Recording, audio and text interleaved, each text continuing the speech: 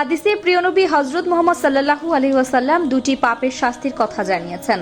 তিনি বলেছেন, আমার কোনো উম্মত যদি এই পাপ দুটি করে তাহলে তাদের জন্য ভয়াবহ আযাব অপেক্ষা করছে। আমি কখনোই তাদের উম্মত বলে পরিচয় দেব না। জাহান্নাম সেই জায়গা যার কথা আমরা কল্পনাও করতে পারি না, আমাদের কল্পনার থেকেও অধিক ভয়াবহ। তাই আগে আপনাদের জানিয়ে দিব এই পাপ দুটি করলে কি শাস্তি আপনাদের দেওয়া হবে। 2 নম্বর পাপের শাস্তি সম্পর্কে জানলে আপনাদের রূহ কেঁপে উঠবে। যে ব্যক্তি রাসূলুল্লাহ সাল্লাল্লাহু আলাইহি ওয়াসাল্লামের হাদিস শেয়ার করলো তার জন্য রাসূলের শাফায়াত ওয়াজিব হয়ে যাবে। তাই অবশ্যই ভিডিওটি শেয়ার করে দিবেন যেন অন্য কেউ এই পাপ দুটি করা থেকে বিরত থাকে। চলুন বেশি কথা না বলে শুরু করে আজকের ভিডিও। 1 নম্বরের পাপটি হলো কারো সম্পর্কে মিথ্যা অপবাদ দেওয়া। আপনি একজন মানুষের সম্পর্কে মিথ্যা অপবাদ দিলেন।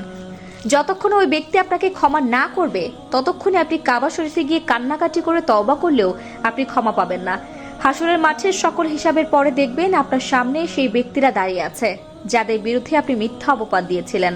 এরপরে আপনি যদি তাদের থেকে ক্ষমা পেতে চান তাহলে আপনার নেক আমল থেকে তাদের কিছু নেক আমল দিতে হবে এবং তাদের পাপের আমলনামা থেকে আপনার আমলনামায় কিছু পাপ সংযুক্ত করে দেওয়া হবে। প্রিয় দর্শক, অবশ্যই না জেনে বুঝে কারণ আমি মিথ্যা অপবাদ দিবেন না। প্রিয় নবী যখন জান্নাত জাহান্নাম পরিদর্শনে গিয়েছিলেন তখন দেখলেন একজন মানুষকে গরম উত্তপ্ত রক্তের নদীতে সাঁতার কাটতে, এবং সেই ব্যক্তিগুলো যখন সাঁতার কাটতে কাটতে কিনারা চলে আসেন ঠিক তখনই আযাবের ফেরেশতারা তাদের দিকে পাথর ছুঁড়ে মারেন এবং তারা আবার সেই গরম উত্তপ্ত রক্তের গভীরে চলে যায়।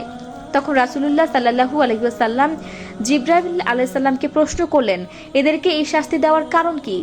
উত্তরে জিবরাইল আলাইহিস সালাম বললেন, এরা হলো সেই ব্যক্তি যারা সুদের ব্যবসা করেছিল, যারা সারা জীবন সুদের টাকা উপার্জন করেছে, সুদকে ইসলাম হারাম ঘোষণা করেছে, আর এই ব্যক্তিগুলো সুদের উপরে সারাটা জীবন পার করেছে।